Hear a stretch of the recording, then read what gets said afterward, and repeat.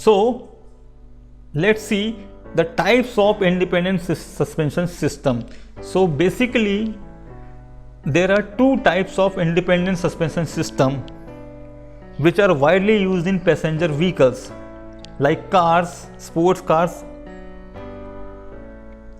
So there are two types of independent suspension system. First one is a McPherson strut suspension system and second one is a wishbone type suspension system. These are used widely in today's vehicle. First we see the wishbone suspension system. Here you can see a diagram, an animated picture of a suspension system. This is known as lower wishbone. This is known as upper wishbone. This one is fixed at lower portion and upper wishbone is fixed at this portion, right? This is your helical coil, spring and a shock absorber, right? So this is known as a wishbone suspension system. The suspension must be designed in such a way as to keep the wheel upright for maximum tire contact and to minimize tire wear, right? The upper wishbone is short and the lower wishbone is longer. Both wishbones pivot points and lengths are calculated to provide the best operating angle for a given suspension movement. So important point is it provides the best operating angle for a given suspension movement. For any movement it provides a proper operating angle, right? Let's see the advantages and disadvantages of wishbone type independent suspension system. So first we see the advantages. Ride quality is very good, right? Improve the steering precision since the wheel movements are not linked. Wheel movements are not linked together. That is why we will have the good steering precision. Next is ground clearance increase. Ground clearance is increased due to this suspension system. Disadvantages: initial cost is more, it needs more maintenance and it requires frequent wheel alignment, otherwise increased tire wear. So time by time you have to maintain your vehicle and wheel alignment, otherwise you will experience increased tire wear. Applications: the wishbone type suspension system is used in SUV, sports, utility vehicle and all the cars, right? So these are the advantages and disadvantages of wishbone type suspension system. Second important suspension system, independent suspension system, is known as McPherson strut suspension system. So let's see the picture of McPherson strut. This portion is known as strut assembly. This is your wheel and it is a shock hub with helical coil spring. Let's see the second diagram. This is your frame. This is shock absorber, coil spring, knuckle and a control arm. So your wheel is fixed with the frame here and here, and between these points your McPherson strut is mounted, right? So this is very popular and efficient form of suspension. It has one control arm and a strut assembly. Here is the strut assembly.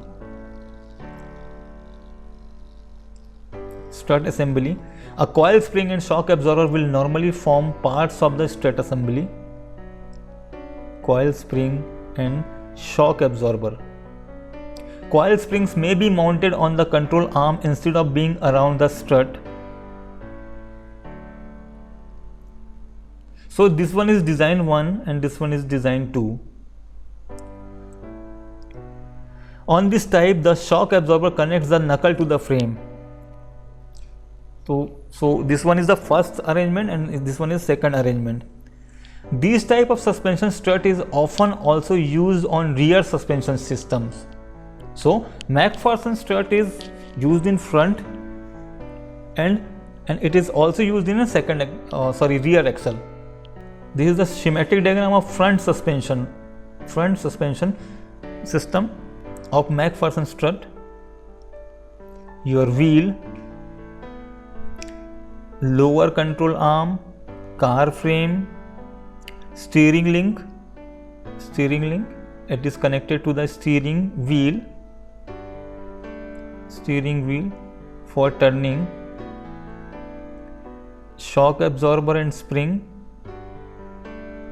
This is also known as McPherson strut. Clear?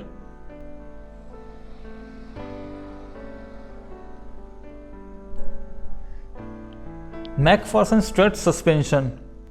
So this one is the second arrangement of McPherson strut suspension. You can see the top of the strut is bolted to a reinforced section of the frame structure. This one is strut, your frame, control arm, cradle, steering knuckle and anti-roll bar.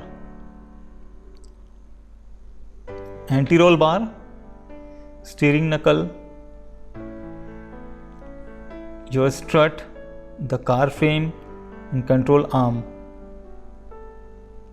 Right? The top of the strut is bolted to a reinforced section of the frame structure. The lower end of the strut is attached to a steering knuckle. The control arm is also attached to the steering knuckle. The control arms are mounted on a cradle section of the frame. This is the cradle section of the frame. It is anti-roll bar. It prevents the rolling of the vehicle.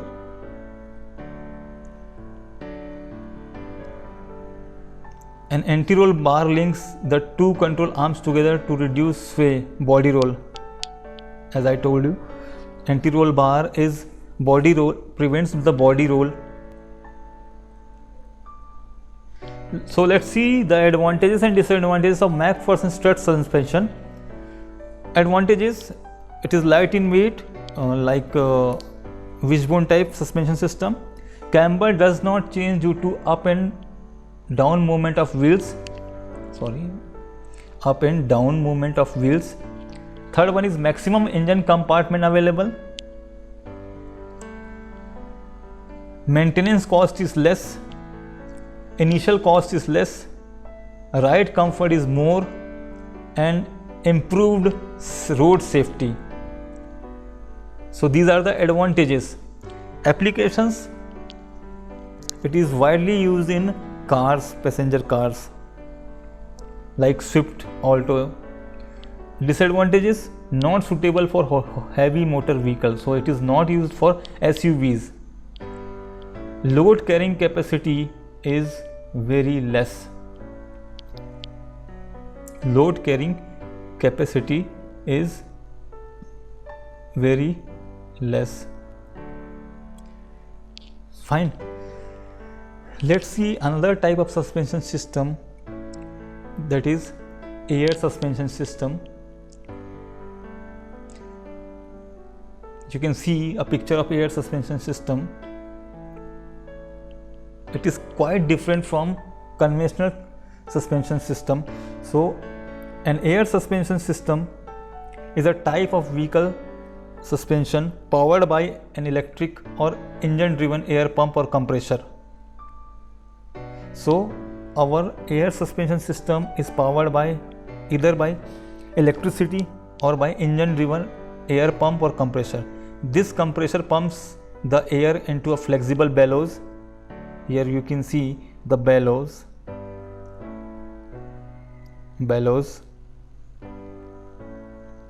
usually made from textile reinforced rubber. This bellow is made up of rubber, reinforced rubber, right? So the air suspension systems are the recent replacements to the older spring suspension systems. Their power source can be electric or can be engine driven compressor or an air pump. The air suspension system has greater advantages over the conventional suspension systems. It offers instant tuning, better handling in variable situations and varying load capacities, right? It absorbs the bumps and direct road force and helps in maintain the rebound and wheel oscillations, right? So it provides better stability as compared to other suspension system.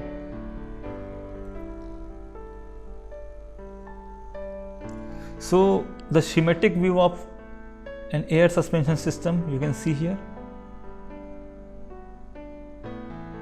These are the parts, wheels and parts. The location of air bellows, your axle and your frame, your axle and your frame, and this is your air bellows. Air suspension system is also known as air springs. Location of air bellows in heavy motor vehicles. So these are the air bellows.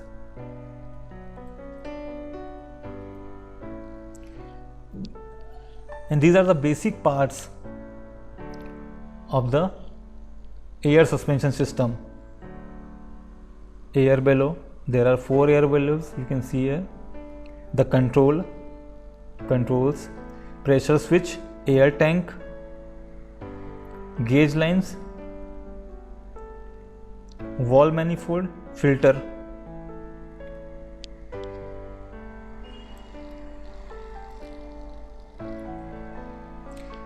So let's understand the layout of air suspension system and its working, right?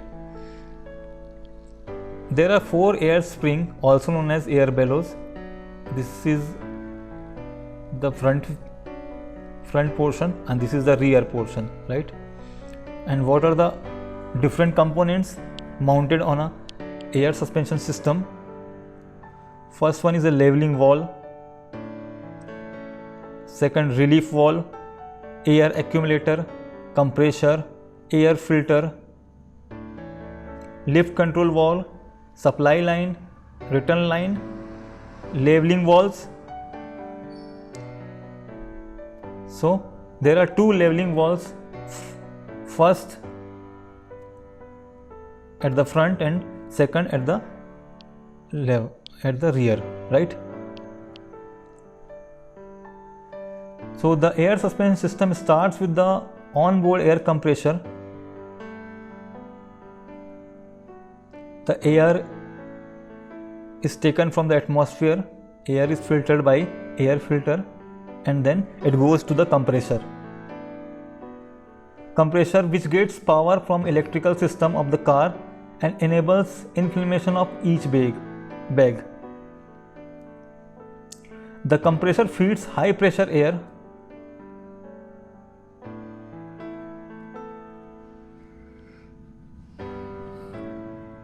The compressor feeds high pressure air to each spring by using either different pipes or like stainless steel tubes or polyethylene pipes.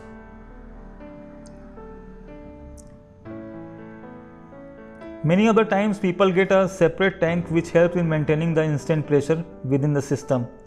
This can allow smoother transitions during large pressure changes. This component can be inbuilt or one can even customize it as per the requirements. In the air suspension system, the compressor operates like any other pumps. It draws external air in the storage tank, compresses it to high pressure and delivers it to the other end. With the integration of controller, it guides the system about when to pump the air and what quality of air is necessary. Such controllers can be manual or electrical in nature. right? There are sensors in the system which guides the driver to adjust the vehicular height with respect to the floor. This system enables you to drive your vehicle with heavy loads on the vehicle back, and the heavy load does not affect the air suspension system of the vehicle. The electronic system in the air suspension system collaborates with a series of sensors to maintain the ride height. These sensors reside underneath the chassis of the vehicle and send accurate information to the controller. This process helps in ensuring the ride height despite the pressure. So, this was the working of air suspension system. Let's see the advantages and disadvantages of air suspension system. Advantages: variable space for wheel deflection is put for optimum use for automatic height control. As I told you, air suspension system having various sensors for the adjustment of height control. Second, headlight alignment does not vary due to different loading condition. Third advantage, it improves the ride control. And fourth one is, it reduces noise in suspension system. Because of the smooth operation, there is no noise in case of air suspension system. Disadvantages: due to various expensive components, initial cost is very high. It occupies more space because of various components. Maintenance cost is more. Next, damping is necessary for road shock. Applications: the applications are basically, it is used in luxury buses like Volvo buses, right?